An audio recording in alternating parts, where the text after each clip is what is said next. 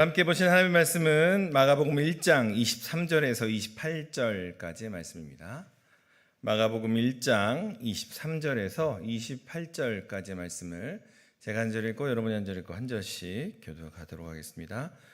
마가복음 1장 23절에서 28절까지의 말씀입니다. 마침 그들의 회당에 더러운 귀신 들린 사람이 있어 소리 질러 이르되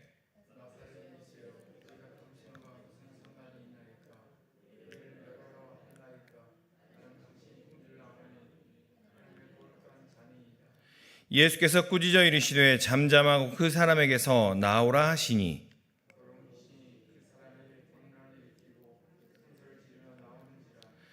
다 놀라 서로 물어 이르되 이는 어찌미냐 권위 있는 새 교훈이로다 더러운 귀신들에게 명한즉 순종하는도다 하더라. 예수의 소문이 곧 온 갈릴리 사방에 퍼지더라. 아멘. 70년대 80년대 초까지만 해도 한국 교회에 여전히 그 안수하여서 귀신을 쫓아내는 사역들이 많이 있었습니다.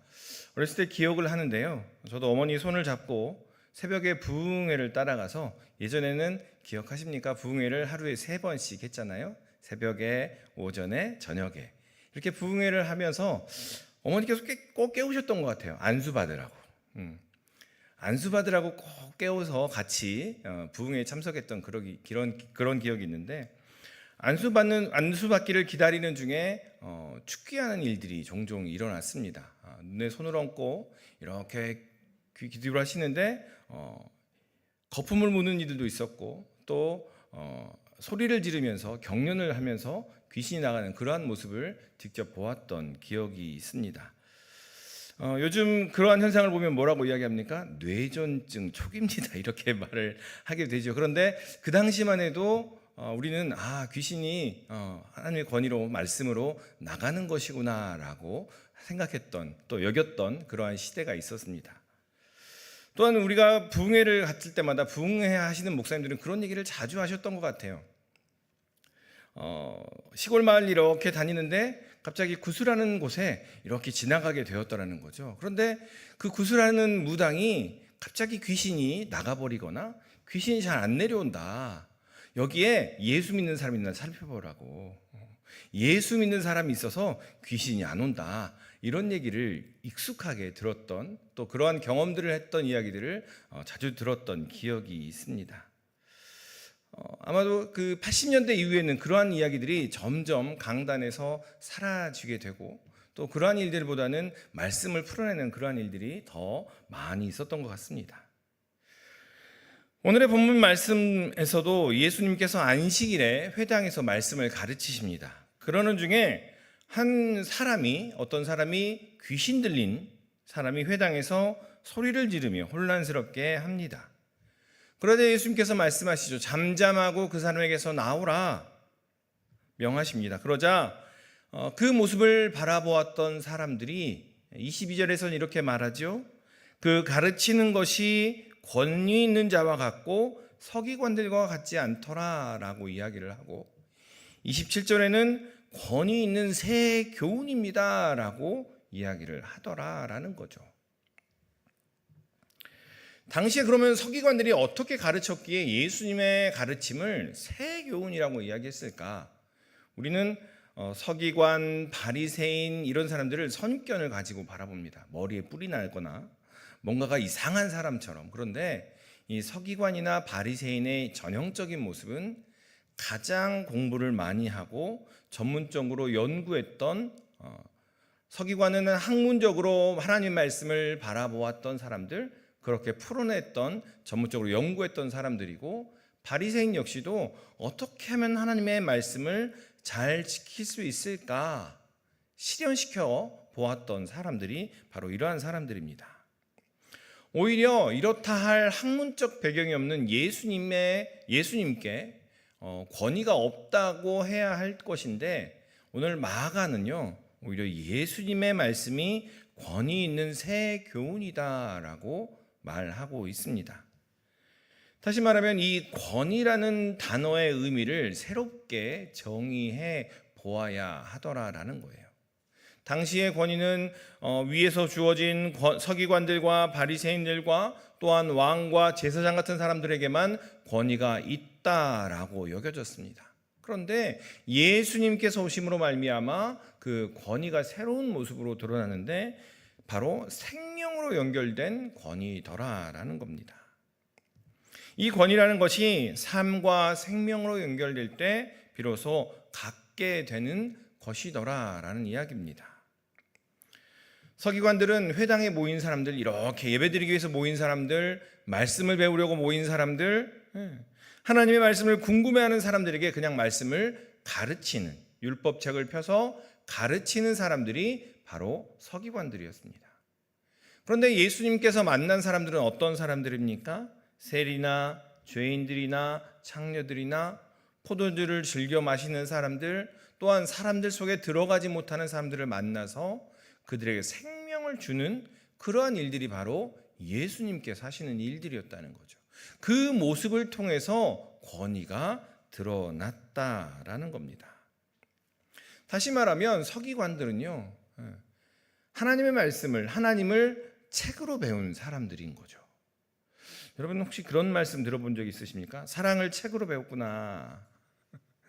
사랑을 책으로 배운 사람들은요, 그냥 실제로 사랑을 할 때는 사랑을 할 때 배운 것을, 그 책에 나온 것을 벗어나서는 어떻게 해야 될 줄 알지 모릅니다. 사랑은 뜨거웠다가 눈물을 흘렸다가 아프면서, 사랑은 뭐라고 하죠? 눈물의 씨앗이라고. 이것을 알아야만이 참 사랑을 알게 되는데, 여러분은 어떠십니까? 사랑한 지가 오래되셔서 사랑은 눈물의 씨앗이라는 이야기가 참 안 와닿는 그런 표정이신데요. 사랑이 무엇이냐라고 이야기를 했을 때, 사랑은 그리고 사랑을 책으로 배운 사람들은 그렇게 이야기를 합니다. 그리고 또한 요리를 책으로 배운 사람들은 뭐라고 합니까? 실제로 그 요리의 재료들을 마주하기까지는 뭐든지 할 수 있을 것 같아요.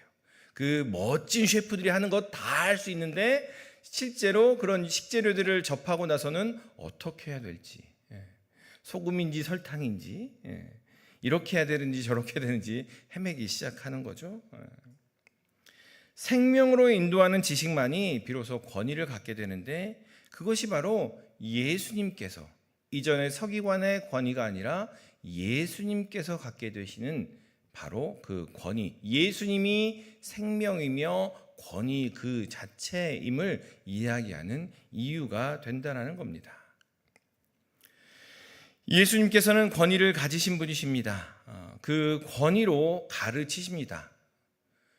마가복음 1장 앞부분에서는 하나님의 인정을 받고 사람들의 인정을 받고 또 하늘의 인정을 받고 또한 사단으로 대비되는 이 땅의 권세들에게 인정을 받으신 예수님께서, 다시 말하면 권위를 입으신 예수님께서 권위를 어떻게 행하시는가를 5가지로 이야기를 하고 계십니다. 그것을 드러내고 계시는 거죠.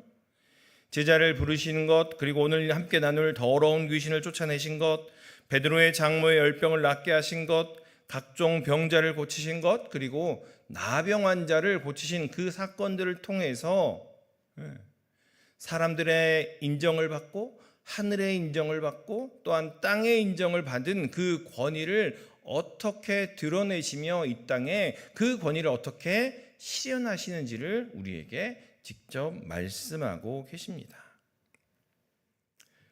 그러는 중에, 그렇게 말씀하시는 중에 더러운 귀신 들린 사람이 있었습니다. 그 사람이 소리 지릅니다. 그러면서 이렇게 말을 하죠. 당신이 누구인지 내가 말해보겠소 라고 귀신이 이야기하는 거죠. 그러자 예수님께서 꾸짖으십니다. 잠잠하고 그 사람에게서 나오라 라고 말씀하시죠. 요즘의 시대를 사는 우리에게 귀신이라는 존재는 참 낯섭니다.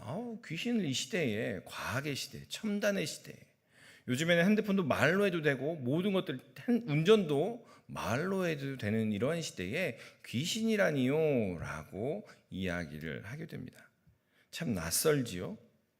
그런데 동서양 모두의 유령에 대한, 또한 귀신의 존재에 대한 기록들과 그러한 생각들이 담겨져 있는 문서들이 많이 있습니다. 그리고 여전히 우리가 과학적으로 또한 여러 가지 반복적으로 설명할 수 없는 현상들이 일어나고 있음을 우리는 부인할 수 없다라는 거죠. 귀신 할 때 귀자는 우리가 부정적인 존재를 칭할 때 귀자를 쓰고요. 신은 초월적이고 신성한 존재를 이야기할 때 그 쓰는 단어입니다. 그래서 귀신이 그냥 이상한 존재만을 의미하지 않고 귀신 자체가 어떤 영적인 세계 전체를 포함하는 그러한 단어들입니다. 또한 우리가 사용하는 말들 속에서도 다양하게 드러납니다. 우리가 여러분 활기차고 기운이 넘칠 때 뭐라고 하죠? 신난다라고 이야기합니다. 이때 신난다, 신나요라고 할 때 그 신자가 귀신 신자를 사용을 합니다. 그래서 신이 난다. 다시 말하면 신이 임했다, 신이 우리에게 왔다 이러한 표현인 거죠. 그게 바로 신난다라고 표현을 하고요. 극도로 열광하는 상태를 뭐라고 합니까? 환장했다라고 표현하죠. 환장했다라는 표현 자체도 환자가 환상, 도깨비, 헛개비 이런 표현입니다. 그러니까 우리의 삶 속에 그러한 표현들, 뭔가가 표현할 수 없고 뭔가가 규명할 수 없을 때 그렇게 사용하는 그러한 표현들이 참 많이 담겨져 있더라라는 거죠. 귀신과 사탄은 존재합니다. 그들은 신앙적으로 우리가 하나님과 멀어지게 하려고 온갖 수단과 방법을 사용합니다. 오늘 마침 회당에 더러운 귀신 들린 사람이 있어서 소리를 지르더라라는 거죠. 우리 함께 24절을 읽어보겠습니다. 24절입니다. 함께 읽겠습니다. 나사렛 예수여, 우리가 당신과 무슨 상관이 있나이까? 우리를 멸하러 왔나이까? 나는 당신이 누구인 줄 아노니 하나님의 거룩한 자니이다. 이 이야기를 읽어보면 꼭 더러운 귀신이 무슨 신앙 고백을 하는 것 같은 그러한 생각이 듭니다. 이 말이 맞는 것 같아요. 그런데 여러분, 이 말이 어떤 말이냐? 오늘 정말 은혜스럽게 우리 기도해 주신 우리 윤재상 장로님, 제가 만약에 우리 장로님을 향해서 우리 장로님은 친절하시고 배려심 많으시, 벌써 웃으시면 안 됩니다, 장로님. 저는 그렇게 생각을 합니다, 항상. 우리 장로님께서 친절하시고 배려심 많으시고 양보할 줄 아시고 참 신앙입니다. 여러분도 동의하시지요? 네. 계속 이렇게 말씀을 드리는 거예요. 계속해서. 물론 제가 경험한 장로님 그러한 장로님이신데 너무 강조를 하면 아닌 것 같아 보이니까, 그렇죠? 그런데 이런 이야기를 계속 반복해서 이야기한 후에 제가 장로님을 대할 때 어떤 선을 넘는 행동을 하면서도 계속 이야기를 하는 거예요. 선을 넘는 행동을 하면서도 장로님은 친절하시고 장로님은 너그러우시니까 화내지 마세요. 제가 선을 넘는 행동을 하더라도 이런 얘기를 하는 거죠. 그러면 무슨 얘기입니까? 제가 이 말로써 장로님을 이렇게 제한하는 거죠. 겁박하는 거고 장로님을 옴싹달싹 하지 못하게 이렇게 제한하는 그러한 모습인 거죠. 더러운 귀신 들린 이 귀신이, 더러운 귀신이 하는 24절에 했던 예수님을 향하여 한 이 말은 어찌 보면 내용을 보면 맞는 이야기 같습니다. 그런데 예수님은 이런 분이시죠 라고 이야기하면서 예수님을 칭하고 예수님의 이름을 붙이고 예수님께 딱지를 붙이면서 예수님을 이리저리 휘두르려 하는 더러운 귀신이 하는 전형적인 행동이었다라는 겁니다. 예수님이 이런 분이시죠 라고 제안을 하고 예수님이 이런 분이시죠 라고 오히려 틀 안에 가두면서 오히려 내 아래에 있는, 내가 당신의 이름을 붙일 테니 당신은 내 아래에 있는 존재입니다 라고 제안하려는 귀신이 하는 그러한 행동이었다라는 겁니다. 예수님의 행동에 제약을 가려한 것이며 예수님께 도전한 것입니다. 우리가 쉽게 생각해 볼 수 있습니다. 구약에서도 또한 여전히 이름을 붙이는 존재, 하나님께서 이름을 바꾸어 주시지요. 하나님께서 이름을 만들어 주시고 이름을 바꾸어 주십니다. 이름을 붙였다는 것은 내가 너를 책임지겠다, 내가 너와 함께 하겠다라는 의미입니다. 귀신이 예수님께 이름을 붙이고 딱지를 붙이면서 내가 당신을 통제하겠습니다라는 귀신의 그러한 모습이 드러나고 있다라는 거죠. 그런데 바로 앞에서 마가복음 1장 11절에서 예수님에 대해서 이렇게 소개를 하지요. 하늘로부터 소리가 나기를 너는 내 사랑하는 아들이라 내가 너를 기뻐하노라 라고 하늘에서 소리가 나서 하늘이 인정한 존재가 바로 우리 예수님이라는 것을 명확히 먼저 이야기를 하고 있습니다. 예수님은 하나님께서 인정하신, 하나님께서 정하신 분이십니다. 그런데 더러운 귀신이 그 예수님을 규정하려 한 것이다라는 거죠. 사단이, 귀신이 우리에게 대해서 행하는 것이 무엇이냐? 너는 그런 존재야. 너의 행동을 봐. 너의 삶을 봐. 너는 그 정도밖에 안 돼. 라고 우리의 존재를 제한시키고 규정하는 일들, 그냥 저 밑바닥에 남겨진 채로 그냥 머물러 있게 하는 것이 바로 사단이 우리에게 행하는 일들이라는 거죠. 또한 우리가 생각을 합니다. 하나님은 이것밖에 못할 거야. 구하지 않아도 돼. 하나님께 말하지 않아도 돼. 라고 해서 하나님과 우리 사이를 단절시키는 그러한 역할을 사단이 하더라라는 거예요. 예수님은 하나님의 아들이십니다.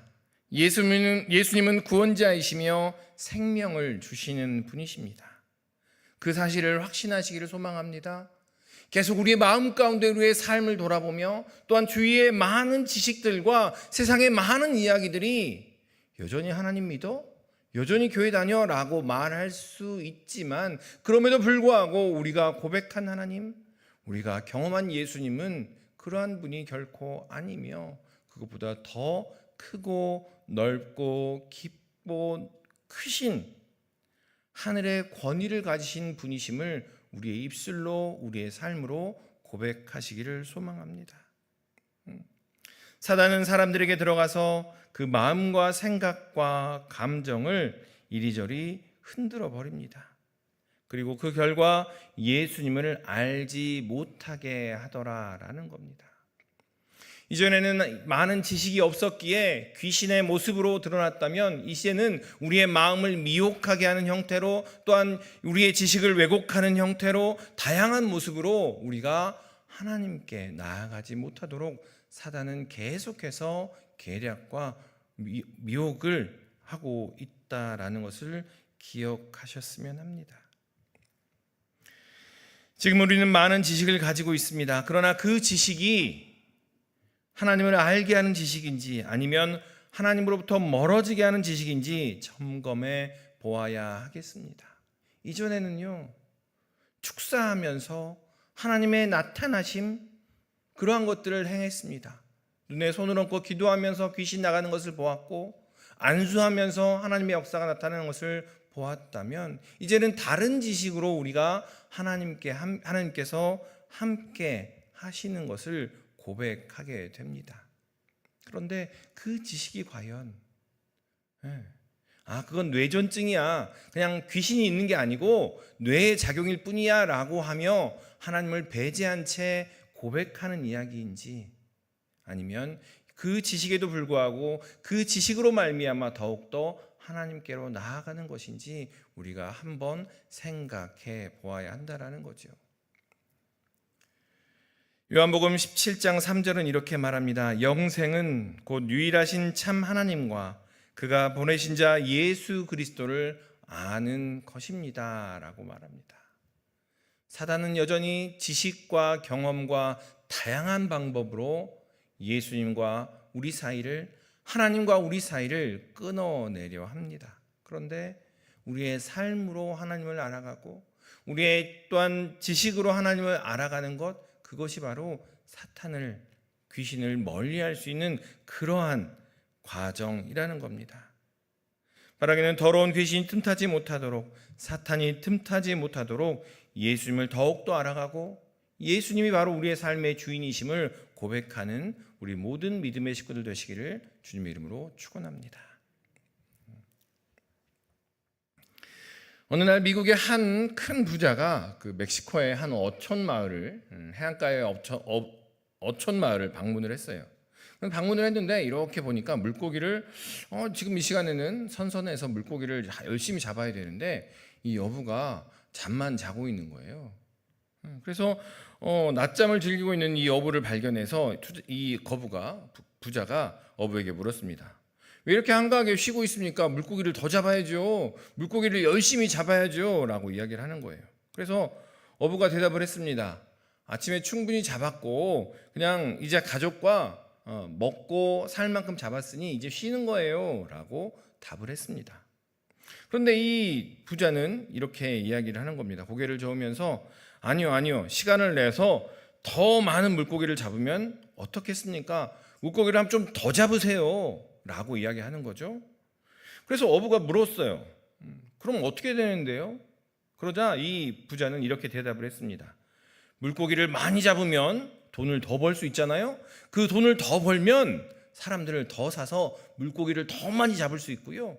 물고기를 더 많이 잡아서 더 큰 부자가 되면 공장을 짓고 그 공장을 통해서 더 많은 회사를 차릴 수도 있어요. 라고 대답을 했지요. 그래서 이 어부가 여전히 이해가 안 된다는 듯이 그럼 어떻게 그 다음에는 뭐 할 건데요? 라고 답을 물어봤습니다. 그래서 이 부자는 신이 나서 계속 이야기합니다. 그러면 회사가 커지면 엄청난 부를 쌓을 수 있고요. 그리고 은퇴하면 이런 어촌 마을에 와서 편안하게 쉴 수 있습니다. 라고 이야기하는 거예요. 그러자 이 어부는 멀뚱멀뚱 그 부자를 쳐다보면서 저 이미 그렇게 쉬고 있는데요. 이렇게 대답을 했다는 거예요.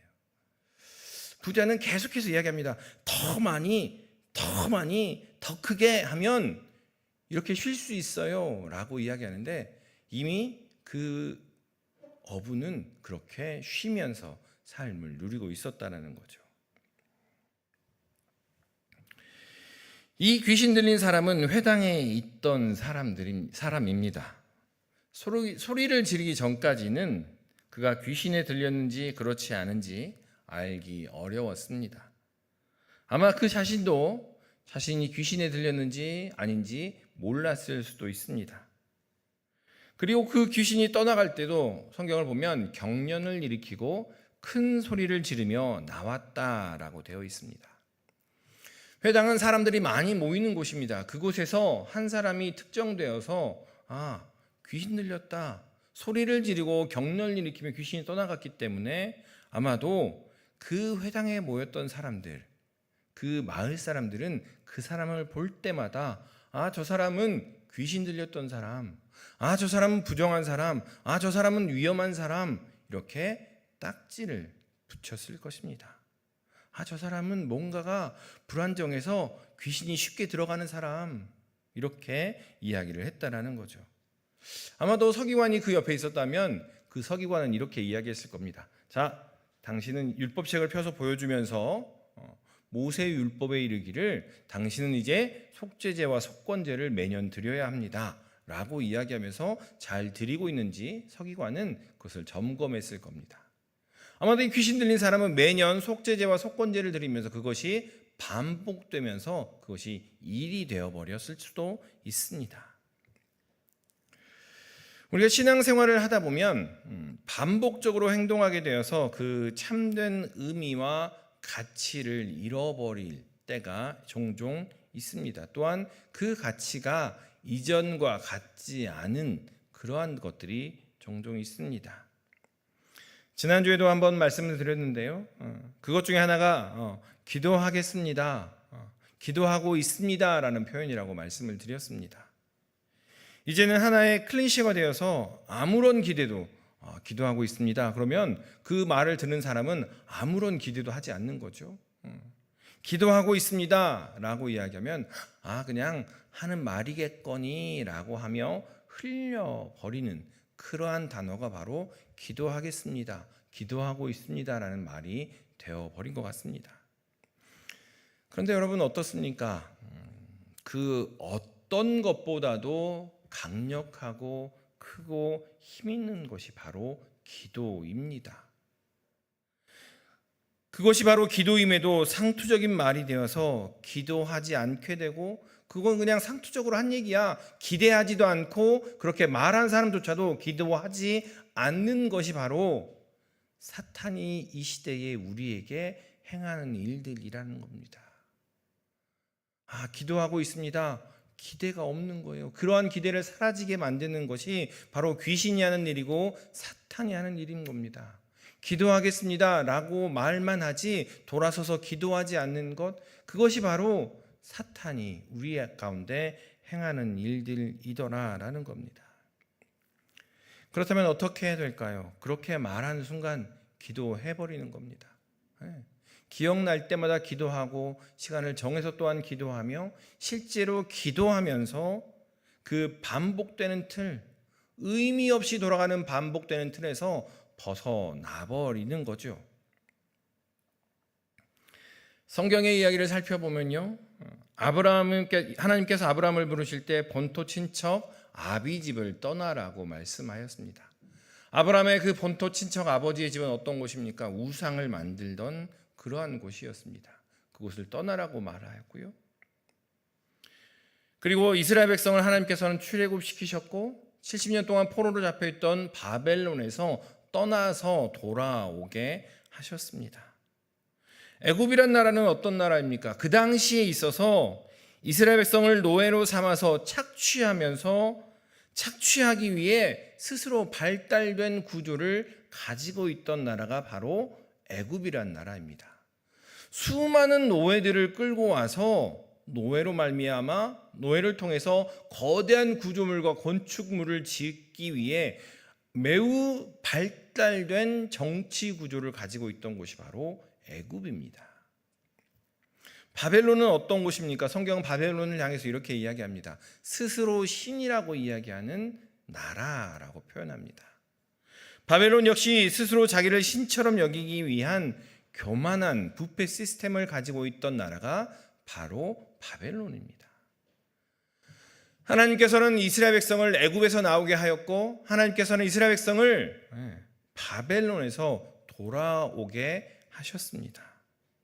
다시 말하면 그 구조에서 나타나는 사탄의 세력을 그 사탄의 세력에서 떠나오게 하셨다라는 이야기입니다. 더러운 귀신이 사탄이 어떻게 나타납니까? 사탄은 우리에게 계속 속삭입니다. 우리에게 더 좋은 차, 더 좋은 집, 더 많은 부가 있어야 행복할 수 있어 라고 이야기합니다. 그래서 우리 마음 한켠엔 이렇게 이야기하죠. 하나님을 이용해서, 예수님을 이용해서 더 많은 거, 더 큰 거를 가지는 그러한 모습으로 예수님을 이용하기도 하더라는 거죠. 사탄은 또한 우리에게 이렇게 속삭입니다. 많은 사람들을 짓밟고 더 많은 사람들을 거느리면 네가 신이 될 수 있어. 네가 신과 같이 사람들을 조종하고 그들을 숫자처럼 도구처럼 이용할 수 있어 라고 사탄이 우리에게 속삭이더라라는 겁니다. 그러면서 사탄은 우리를 반복되는 틀 속에 그냥 아무런 의미 없이 돌아가는 그러한 틀 속에 우리를 가두어 버리더라라는 겁니다. 주일이니까 이제는 주일이란 표현도 잘 안 쓰지요. 일요일이니까 교회 가야지. 교회 가면 그래도 교회를 한번 가게 되면 누구 마음이? 내 마음이 편안해져. 그러니 가야 돼라고 예배를 드리러 나오는 거죠. 순서가 되었으니 해야 돼라는 모습으로 반복되는 틀 속에 우리를 가두어 버린 채 우리의 의미를 상실해 버리더라라는 겁니다. 바라기는 이 자리에 참석한 여러분 한 분 한 분이 하나님의 부르심을 받고 하나님의 동역의 손길을 받으신 하나님의 거룩한 백성임을 기억하시기를 소망합니다. 우리는 그러한 존재입니다. 그런데 사단은 계속해서 아무런 의미 없어, 그냥 습관적으로 가, 반복적으로 그렇게 행하면 돼 라고 우리를 그 반복되는 틀 속에 가두어 놓더라라는 겁니다. 그때 예수님께서는 딱 한마디로 그 귀신을 쫓아내십니다. 잠잠하고 그 사람에게서 나오라. 저를 따라서 한번 해보겠습니다. 잠잠하고 그 사람에게서 나오라. 우리 그 성경을 보니까요, 되게 부드럽게 표현한 방식들이 되게 많아요. 원문을 보거나 또한 현대인의 성경이나 또 다른 번역본들을 보면 그 말 어감 그대로 표현합니다. 조용해! 입 닫혀! 이런 얘기예요. 근데 이게 잠잠하라. 예수님께서 그렇게 세게 이야기하셨어요. 소리 지르셨어요. 꾸짖으셨어요. 잠잠하라. 그 사람에게서 나오라. 딱 한마디 하셨습니다. 당시에도 축귀하는 사람들이 있었습니다. 그런데 그 축귀의 패턴을 보면 다른 권위를 인용하여서 귀신을 쫓아냅니다. 모세의 이름으로 명하노니 너는 귀신이 나가라. 뭐 이렇게 이야기를 한다거나, 엘리야의 지팡이를 가지고 모세의 지팡이로 명하노니 나가라라고 이야기를 했는데, 예수님께서는 당신의 권위로 딱 한마디 하십니다. 잠잠하고 그 사람에게서 나오라. 더러운 귀신이 한 그 예수님에 대한 말, 그 말이 설령 맞다 하여도 그것은 아무런 의미가 없습니다. 왜냐하면 사탄이 한 말이기 때문에 그렇습니다. 우리 마음 가운데 여전히 속삭이는 말들이 있습니다. 그렇게 하면 돼. 그렇게 대충 때우면 돼. 그렇게 앉아만 있어도 돼. 라는 의미는, 그 말에 우리는 아무런 의미를 두어서 안 된다라는 겁니다. 왜냐하면 그 말은 사탄이 우리와 하여금 하나님께 멀어지게 하기 위해서 한 말이기 때문이라는 겁니다. 그리고 그 사람에게서 나오라 하십니다. 그 사람의 존재를 바꾸어 놓았다라는 이야기입니다. 그 사람에게 붙어 있는, 저 사람은 귀신 들린 사람이야. 저 사람은 부정한 사람이야. 저 사람은 위험한 사람이야. 가까이에서는 안 되는 사람이야. 라는 그 딱지를 떼어 버렸다는 이야기입니다. 잠잠하고 그 사람에게서 나오라. 예수님의 그 말씀은요, 그 사람으로 말미암아 온전케 되는 그 의미를 부여하였습니다. 의미 없이 반복되는 쳇바퀴의 삶이 우리의 삶이 아니라 하십니다. 예수 그리스도의 십자가로 새로운 피조물이 바로 우리라고 이야기를 하고 있다라는 이야기입니다. 그것이 바로 잠잠하고 그 사람에게서 나오라라는 이야기입니다. 우리의 삶을 보면 지지고 볶고 좀 신앙생활 잘해야 되는데 내 삶은 왜 저럴까? 아니요, 잠잠하고 그 사람에게서 나오라. 우리는 이미 새로운 피조물이라는 겁니다. 내가 하는 이 일이 뭐 큰 의미가 있겠어? 잠잠하고 그 사람에게서 나오라. 우리가 함께 하는 이 자리, 예배당에서 또한 주방에서 함께하는 그 모든 모습이 거룩한 하나님의 사역이라는 겁니다. 예수님께서 떼어버린 딱지를 다시 붙여서는 안 될 것입니다. 예수님께서 잠잠하고 그 사람에게서 나오라라고 말씀하신 그 딱지를 꾸역꾸역 찾아가지고 다시 나에게 붙이고 내 옆 사람에게 붙여서는 안 될 거라는 겁니다. 바라기는 사탄이 규정하는 종교적인 모습에 스스로를 집어넣지 마십시다. 하나님을 잘 믿으십시다. 그리고 의미 없이 반복되는 삶에서 벗어나서, 의미 없이 그냥 습관적인 그러한 삶에서 벗어나서 그 순간순간의 모습들의 깊은 의미를 회복하시고, 또한 그 모든 의미로 말미암아 능력이 드러나는 우리의 모든 믿음의 식구들 되시기를 주님의 이름으로 축원합니다. 기도하겠습니다. 사랑과 충만하신 아버지 하나님, 여전히 사탄은, 여전히 귀신들은 우리를 미혹해 합니다. 우리의 생각 속에, 우리의 마음 속에, 또한 우리의 환경을 통해서 여전히 우리를 미혹해하며 우리를 흔들려 합니다.